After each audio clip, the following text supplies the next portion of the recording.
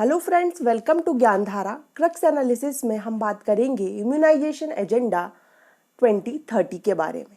Presents कोविड-19 का scenario यदि हम देखें तो यहाँ पर कुछ वर्ड्स हमने सीखे हैं। उनमें से कुछ दो वर्ड की यदि मैं बात करूँ तो उनमें एक है इम्यूनिटी, दूसरा है वैक्सीनेशन।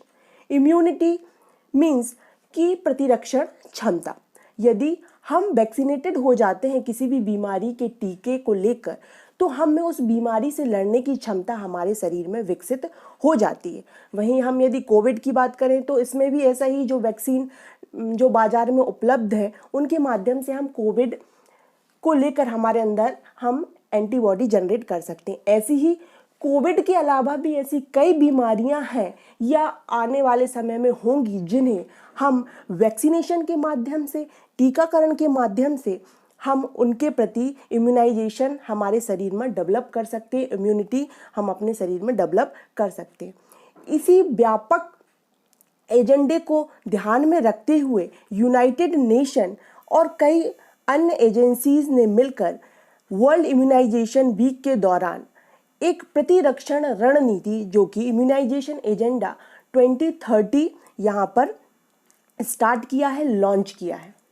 यदि हम बात करें इम्यूनाइजेशन एजेंडा 2030 के बारे में, जिसे हम IA 2030 भी कह रहे हैं, ये एक 2021 से 2030 हेतु वैक्सीन और टीकाकरण के लिए एक बहुत ही महत्वाकांक्षी और अतिव्यापी वैश्विक दृष्टि से एक रणनीति यहाँ पर स्ट्रेटेजी तैयार की गई है। यह संयुक्त राष्ट्र के अनिवार्य हम कहें जो सतत विकास लक्ष्यों SDG 3 के तहत बेहतर स्वास्थ्य और कल्याण के लिए योगदान के लिए यहाँ पर बनाए गए।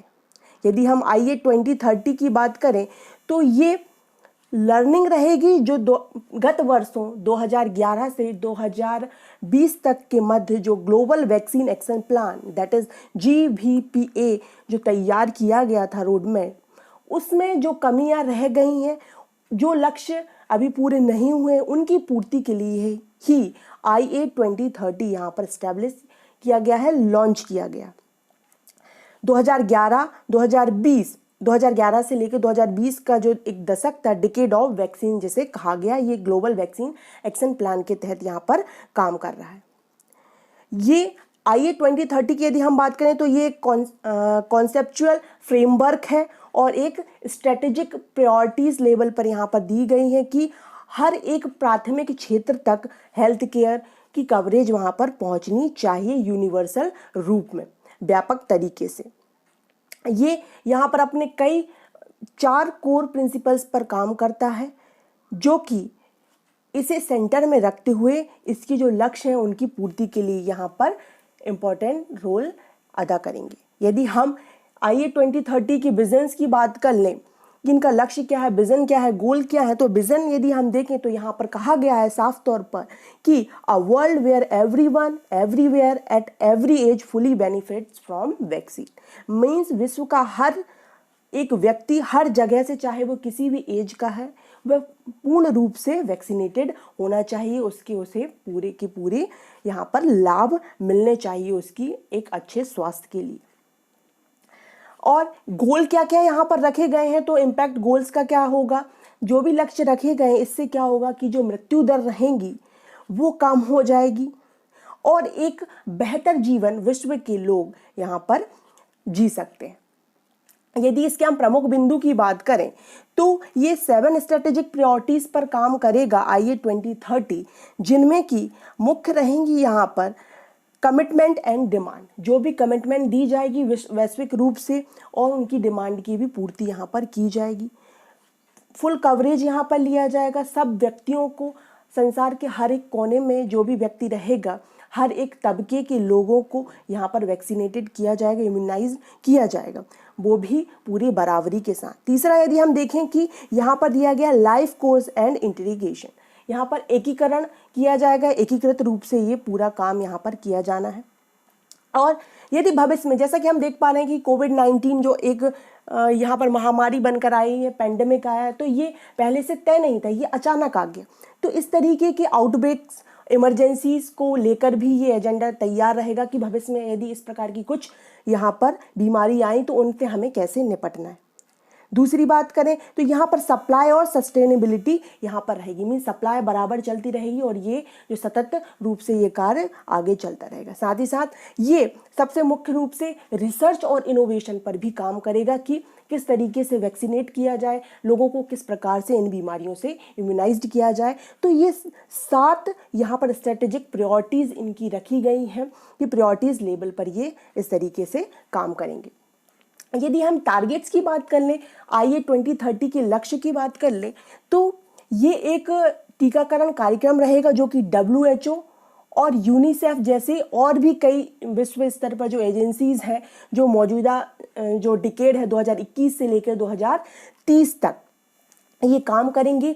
और इनका मुख्य लक्ष्य ये है कि 50 मिलियन मीन्स लोगों को यहाँ पर वैक्सीन निवारक यहाँ पर काम किया जाएगा। प्रिवेंटेबल जो इन्फेक्शंस रहेंगे, वैक्सीन से जो संक्रमण है वो किस प्रकार से रोका जाए, या उनसे बचने वाले जो भी रोग रहेंगे कि जो वैक्सीन लगाने के बाद ठीक हो जाते हैं, उनसे लगभग 50 मिलियन लोगों की जान को बचाना इसका एक महत्वपूर्ण काम रहेगा। दूसरा यहाँ पर मुख्य इसका जो लक्ष्य रहेगा वो ये रहेगा कि जो टीकाकरण से, वैक्सीनेशन से जो विगत दिनों में या कोविड-19 के कारण हम कह सकते हैं 2020 में या 2011 से 2020 के बीच जो बच्चे टीकाकरण से वंचित रह गए हैं, उनकी संख्या को घटाकर यहाँ पर कितना कर दिया जाएगा, 50% तक कम करने का लक्ष्य किया जाएगा। मतलब जो बचे हुए हैं उनमें 50% बच्चों को भी यहाँ पर वैक्सीनेट किया जाएगा।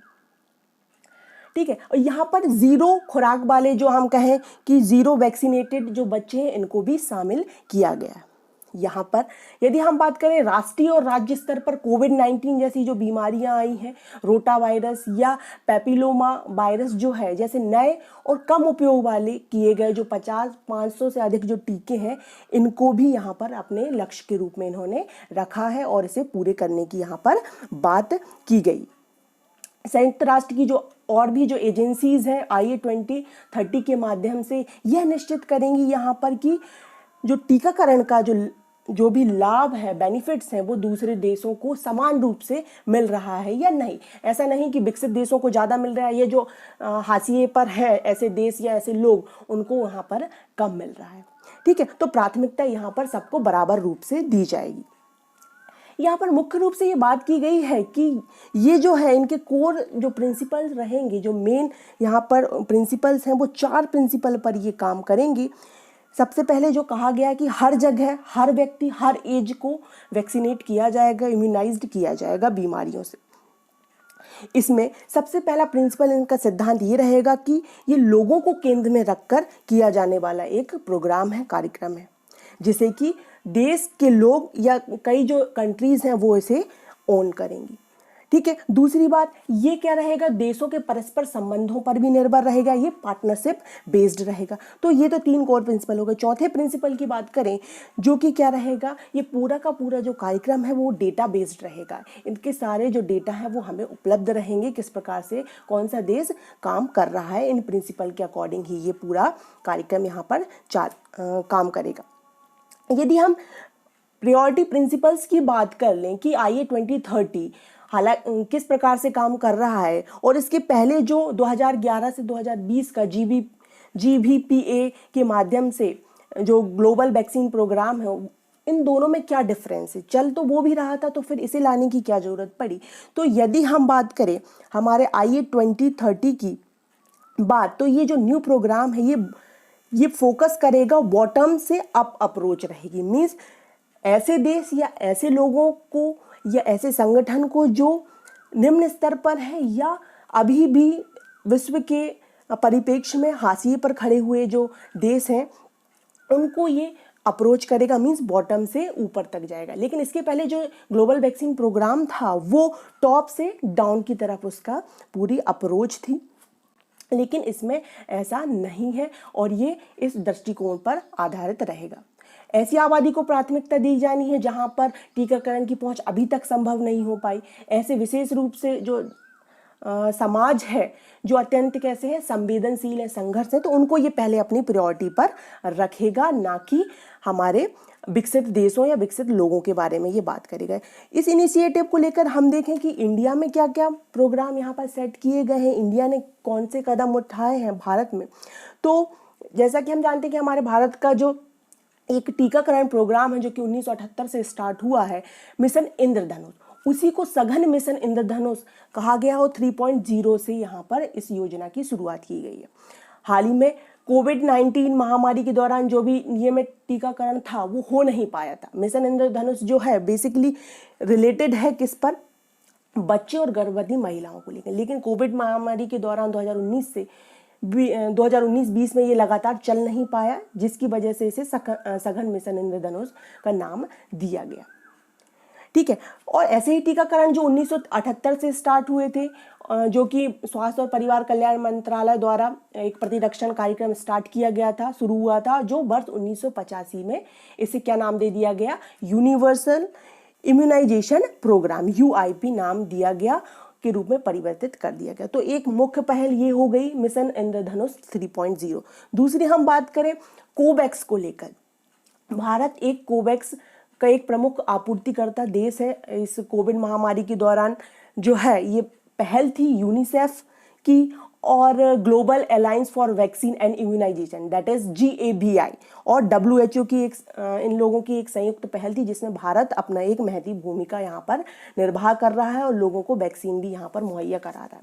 तीसरी बात, हम देख ही रहे हैं कि भारत ने विभिन्न देशों को कोविड वैक्सीन की सप्लाई के लिए वैक्सीन मैत्री की भी यहाँ पर पहल की गई और अपने पड़ोसियों और कई अन्य अफ्रीका के जो देश हैं उनको भी भारत ने यहाँ पर वैक्सीन प्रोवाइड की गई। तो ये जो पूरा सिस्टम है, इम्यूनाइजेशन एजेंडा जो 2030 है, ये मुख्य रूप से वैक्सीनेशन पर आधारित है और ऐसे क्षेत्रों में वैक्सीनेशन पर आधारित है जो अभी तक वहाँ पर उनकी पहुँच नहीं हो पाई है और लोगों की जो मॉर्टेलिटी रेट है, उनका जो जीवन प्रत्याशा है, उसे बढ़ाने का ये काम कर रहा है। इसमें भारत भी अपनी महत्वपूर्ण भूमिका निभा रहा है। वर्ल्ड इम्यूनाइजेशन वीक की यदि हम बात करें तो वर्ल्ड इम्यूनाइजेशन वीक जो रहेगा वो एवरी ईयर, हर साल लास्ट वीक ऑफ अप्रैल में यहाँ पर मनाया जाता है। इसका जो एम है, मेन मुख्य लक्ष्य है, वो है लोगों को प्रोटेक्ट करना, जो भी वैक्सीन से जो भी निवारित जो भी हमारे संक्रामक रोग हैं उनको यहाँ पर ये क्या करता है, इन डिसीज से प्रोटेक्ट करता है। ठीक है, और यदि हम 2021 की थीम की बात करें इम्यूनाइजेशन वीक की, तो ये थी वैक्सीन ब्रिंग्स अस क्लोजर। ठीक है, तो इस तरीके से जो है ये इम्यूनाइजेशन वीक हम यहाँ पर कह सकते हैं इम्यूनाइजेशन एजेंडा 2030 के लिए ये काम किया गया है और ये जो हर साल मनाया जाता है अप्रैल में। ठीक है, आई होप आपको ये वीडियो अच्छा लगा होगा। आप हमें फेसबुक और इंस्टाग्राम पर भी फॉलो कर सकते हैं। PDF के लिए हमारे टेलीग्राम चैनल को भी जाकर ज्वाइन कर सकते हैं। Thank you for watching. Please like the video and subscribe the channel and keep learning.